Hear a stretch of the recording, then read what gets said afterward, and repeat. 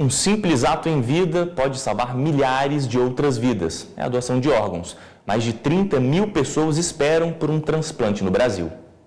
Já são 3 anos na luta por um transplante de córnea. O filho de Dona Antônia está quase cego. Meu filho é novo, meu filho tem 28 anos. Meu filho tem tudo pela frente e eu vejo ele cegando. Perdeu já um olho praticamente, o outro, e nada acontece. Segundo os médicos, conversar sobre a possibilidade de doar órgãos é fundamental. A legislação brasileira prevê que apenas a família pode dar esta autorização. Por isso, é importante, em vida, comunicar os parentes sobre o desejo de ser um doador.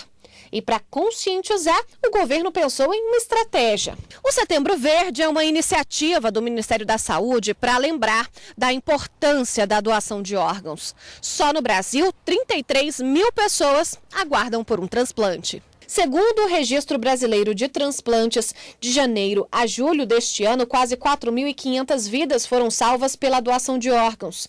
Entre os procedimentos cirúrgicos mais executados estão os de rim, fígado e coração.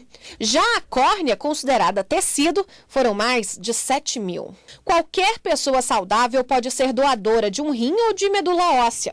Transplantes de parte do fígado ou do pulmão para um familiar doente também são permitidos. Mas para doar um órgão a alguém sem parentesco, é preciso autorização judicial. A doação e o transplante, eles na verdade dependem da população.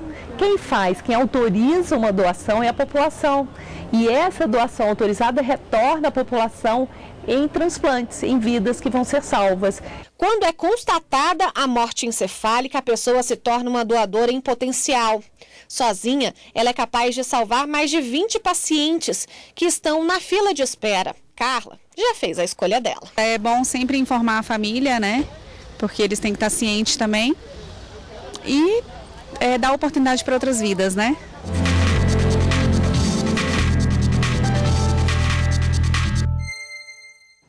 E para conversar sobre o assunto, convidamos o advogado especialista em saúde, Dr. Samuel Marçal.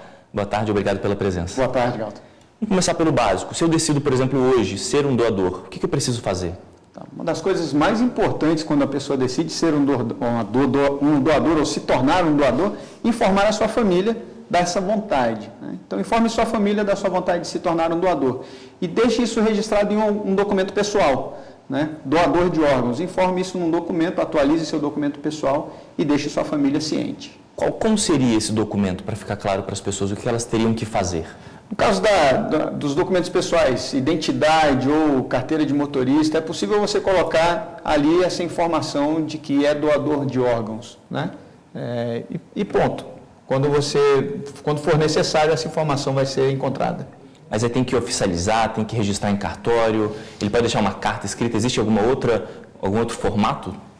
É possível se fazer isso, mas existem formas mais práticas, por exemplo, quando você comunica a sua família, quando você deixa um documento escrito de próprio punho, quando você registra no seu documento pessoal, ou você pode formalizar isso em cartório também, dizendo que essa é a sua vontade de doar seus órgãos. Agora, se a pessoa faleceu e não deixou esse documento, a família, os familiares podem, então, decidir por doar esses órgãos? Olha, a família pode pedir essa autorização, ela vai ter um caminho para seguir, para requerer essa autorização. Importante também saber que a pessoa pode doar órgão em vida, existem órgãos para serem doados em vida.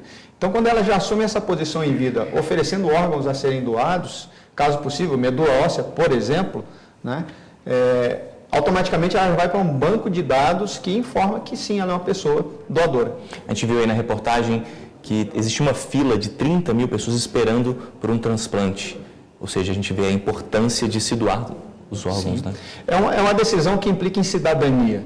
Quando o cidadão entende isso, incorpora esse valor e transfere isso para a sociedade através da sua família, através da sua vontade expressa, ele está contribuindo para a evolução da nossa sociedade. Doar órgãos é saudável tanto quanto doar sangue. E é importante nós desenvolvermos essa cultura e essa informação. O Brasil tem diversas religiões. A religião pode ser um problema, um conflito na hora de se doar o órgão? Não? Existem algumas convicções religiosas que impedem as pessoas que defendem aquela fé de doarem os seus órgãos. E elas têm liberdade para isso diante da Constituição. Então, a doação de órgão ela não é obrigatória. Nesse caso, a pessoa vai informar que a sua vontade é de não doar por uma convicção religiosa. E isso não a transforma em pessoa melhor ou pior por conta disso. Agora, se a pessoa resolveu ser uma doadora, mas desiste dessa doação, o que ela precisa fazer? Ela pode desistir de ser um doador? Como que funciona? Pode, é uma declaração de vontade. Ela pode desistir de ser doadora em diversos casos. Por exemplo, a pessoa é uma doadora, mas descobre no futuro que ela é portadora de alguma doença degenerativa, né, ou alguma doença no sangue. Então, ela já informa que é portadora dessa doença e deixa de ser doador.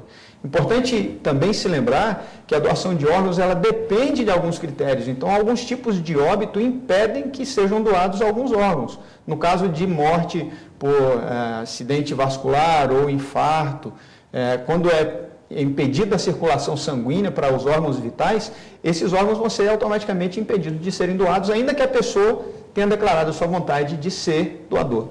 Talvez uma dúvida que possa existir é quando a pessoa ela acabou de falecer, é uma doadora de órgão, essa cirurgia para retirada dos órgãos que podem ser doados, isso é pago, isso funciona como pagamento, o custo das cirurgias, isso como que funciona? Quem é o responsável por isso? Perfeito. Já existe um protocolo do SUS, né, e existem equipes, inclusive, de transplante. É importante notar que não é em qualquer lugar que a pessoa vier a óbito que permite que o órgão seja doado. Ok? Então, se ela falecer em casa, é uma situação, se falecer no hospital é outra. Doutor, obrigado pela sua entrevista aqui no Jornal da Justiça. Agradeço a vocês. Boa tarde.